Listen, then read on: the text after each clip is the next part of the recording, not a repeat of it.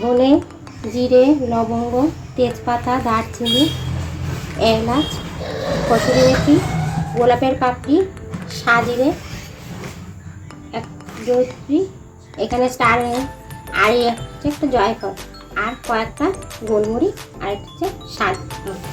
আমি সবগুলো মশলা একসঙ্গে প্রথমে আমি ধনেগুলো দিয়ে দিচ্ছি,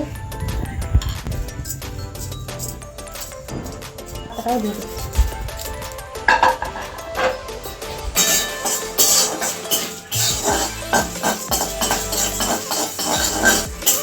একটু নেড়ে চেড়ে নেব, আর দুটো শুকনো লঙ্কা দিয়ে দিচ্ছি এর সঙ্গে। এবার দেখো বন্ধুরা, আমার সব মশলাগুলো আমি একসঙ্গে দিয়ে দিচ্ছি।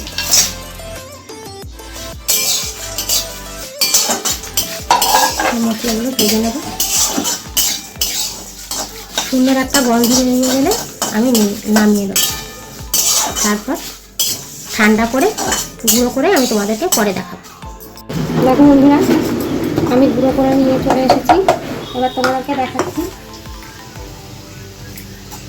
এই মশলাটা বন্ধুরা যে কোনো নিরামিষের ব্যবহার করতে পারবে, মাংস, আলুর দম, যে কোনো মাছে তোমরা ব্যবহার করতে পারবে।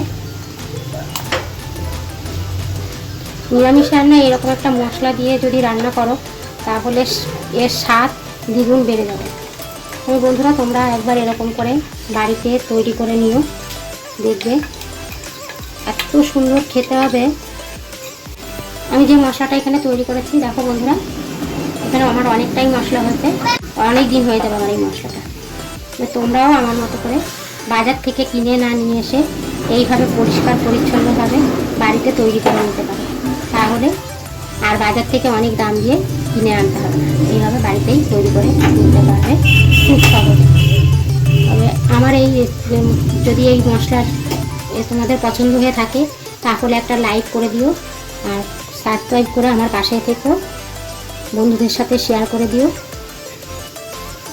আর এরকম নিত্য নতুন ভিডিও পাওয়ার জন্য আমার চ্যানেলটাকে সাবস্ক্রাইব করে রেখো, আর বেল আইকন প্রেস করে দিও, তাহলে আমার রান্নার নোটিফিকেশান বা নতুন নতুন যে কোনো কিছু আমি তোমাদের কাছে পৌঁছে যাবে খুব সহজে।